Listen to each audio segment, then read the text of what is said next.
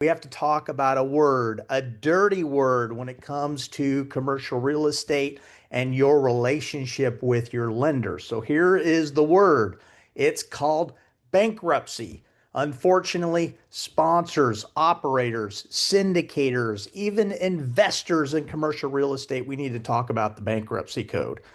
Lately, we've been seeing more and more investors pressuring sponsors to potentially think about the filing of a Chapter 11 bankruptcy.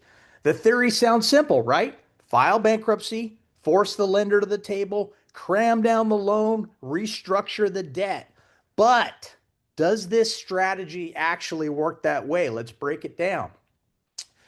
Many of you may not know that Chapter 11 in the Bankruptcy Code is what we call a reorganization. It allows the borrower entity to stay in control as what we call the debtor in possession of the asset. If you file this and you propose a plan to restructure the debt, it stretches out the maturity and or potentially modifies the terms. A Chapter 7 filing is a liquidation. That's a thermonuclear device. You push the button and everything blows up. A trustee takes over the asset, assets are sold, and the deal is over. Now, here's the real reason sponsors consider Chapter 11 right now is what we call the automatic stay. The moment you file a Chapter 11 bankruptcy, foreclosure stops. UCC sales stop. Receiverships pause. Collection actions freeze. That breathing room that people want is very real. But here's what most people and frankly many investors overlook. Most modern commercial real estate documents contain bankruptcy carve-outs.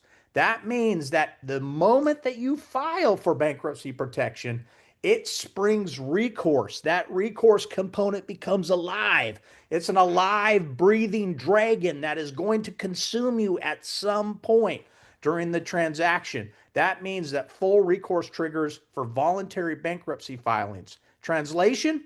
The second you file Chapter 11, the loan becomes fully recourse.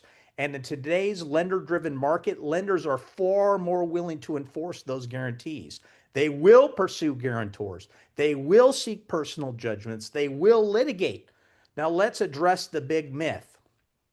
Can Chapter 11 really force a lender to accept a massive loan restructuring?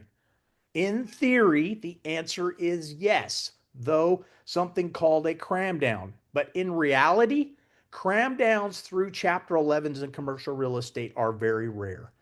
They require it to be fair and equitable. Courts require a plan to be made feasible. You need valuation evidence. You need cash flow support. You need a confirmable bankruptcy plan. And many real estate Chapter 11 cases end in negotiated deals, forced sales, or conversion to Chapter 7. They don't end with court-imposed lender rewrites or write-offs.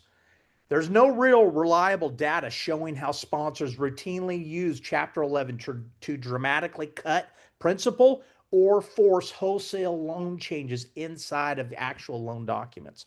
What do we see? High cost, high risk, and very real guarantor exposure. So when investors or sponsors or operators or your strategic partners say, why don't we just file? The better question is, at what cost to you? Bankruptcy may protect the entity, but it does not protect the sponsor. Our view is straightforward. Chapter 11 as a negotiation tactic is flawed. It's extremely risky. And once you file, you cannot unring that bell. Before you even consider bankruptcy, you need a guarantee analysis, a carve-out review, a recourse exposure model, and a lender strategy outside of court. Bankruptcy is a nuclear option. It should never be your opening move. So if you're facing distress, investor pressure, or lender enforcement, you need to give us a call so that we can talk about your specific situation. We handle everything from restructuring strategy to guarantee analysis, securities compliance, workouts, and litigation.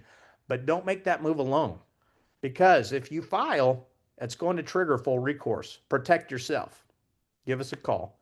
For those of you that love commercial real estate and making deals like we do, Godspeed.